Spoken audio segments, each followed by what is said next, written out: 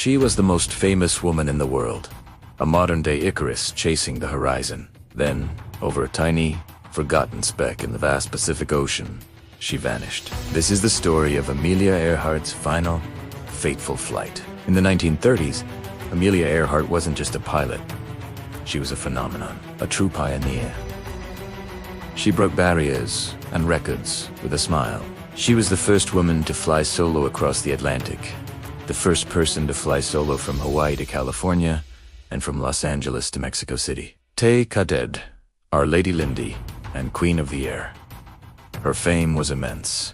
Air charisma, undeniable. She represented a new era of freedom and possibility, especially for women. But for Amelia, there was always one more horizon to conquer. Her ultimate dream was to be the first woman to circumnavigate the globe.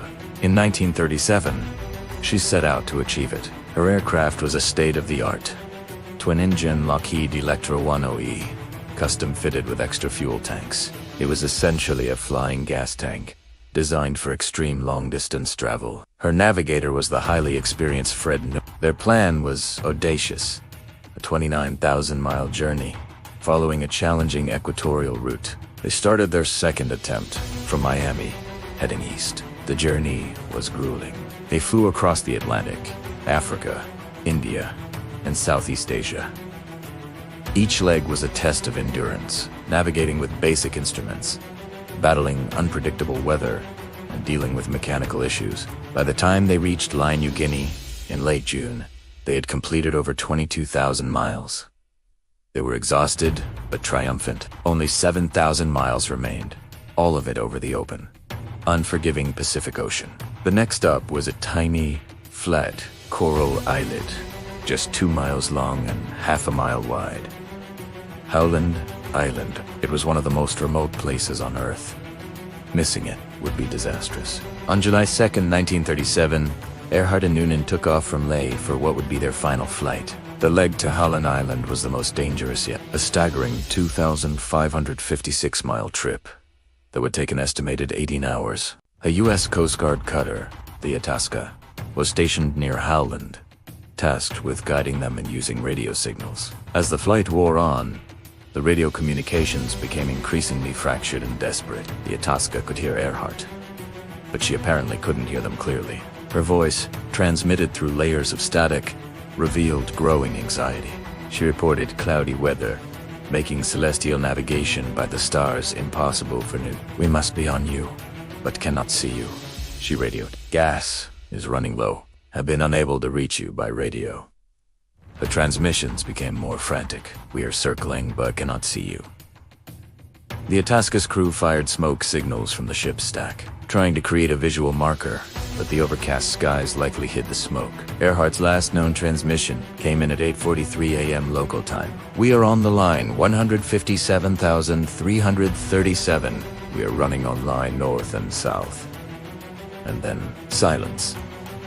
Amelia Earhart, Fred Noonan, and their silver Electra had vanished from the sky. The silence triggered the most extensive and expensive air and sea search in American history up to that point. President Franklin D. Roosevelt authorized a massive operation involving the U.S. Navy and Coast Guard. 66 aircraft and 9 ships scoured 250,000 square miles of the Pacific Ocean. They searched for 16 days, scanning the waves for any sign of wreckage, oil slicks, or survivors. They found nothing. Not a single piece of the plane, not a life raft, not a trace. Officially, the U.S. government concluded that Earhart and Noonan had run out of fuel, crashed into the ocean, and sank without a trace. The case was closed, but the mystery was just beginning. For decades, the official crash and sink theory was the accepted explanation. It's the simplest, and in many ways, the most logical. Without fuel, a heavy plane like the Electra would have sunk quickly in the deep Pacific. But the complete lack of debris has always been puzzling. This led to an alternative and compelling theory, championed by the International Group for Historic Aircraft Recovery, or This theory suggests that Earhart and Noonan, unable to find Howland, turned south along the line of position she mentioned in her last broadcast. This line passes directly through a small, uninhabited atoll, then known as Gardner Island, now called Nikumaroro. It's about 350 miles southeast of Howland. The theory posits that they saw the atoll's reef, made a gear-up emergency, landing on the flat coral surface during low tide, and survived as castaways. This isn't just speculation. Taya has conducted numerous expeditions to Nikumaroro and uncovered some tantalizing clues. They have found artifacts from the 1930s, including what appears to be a jar of American anti-freckle cream, a woman's compact, parts of a shoe, and a zipper. They also discovered a site that seemed to be a castaways camp, with remnants of fires and the bones of fish and turtles.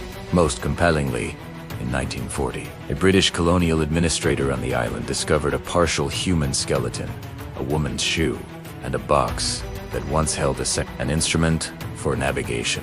Tragically, the bones were later lost. But a 1998 re-examination of the original bone measurements by forensic anthropologists concluded they were consistent with a female of Earhart's height and ethnic origin. More recently, sonar expeditions have been scanning the deep waters off the coast of In early 2024, a team from Deep Sea Vision, using an advanced underwater drone, captured a sonar image that they believe shows an aircraft-shaped object resting on the seabed, thousands of feet down. The shape and dimensions bear a striking resemblance to Earhart's Lockheed Electra. While the image is still being analyzed and requires further investigation to confirm, it is the most promising lead in decades. So, what really happened to Amelia Earhart? Did she and Fred Noonan run out of fuel and disappear forever into the deep blue abyss of the Pacific? Their final moments, a terrifying plunge into darkness. Or did they fight for survival on a deserted island, sending out unheard radio calls for help until they succumbed to the elements, becoming modern-day castaways? The latest sonar findings might finally point us toward the crash and sink theory, but the evidence from Nikumaroro keeps the castaway story alive. The final chapter of the Queen of the Air's story remains unwritten, lost somewhere in the vastness of the Pacific. Her legacy, however, is not lost. It's a timeless story of courage, ambition, and the enduring mystery of what lies beyond the horizon. Thanks for watching. If you enjoyed this journey into the unknown, don't forget to like, subscribe, and hit that notification bell for more historical mysteries.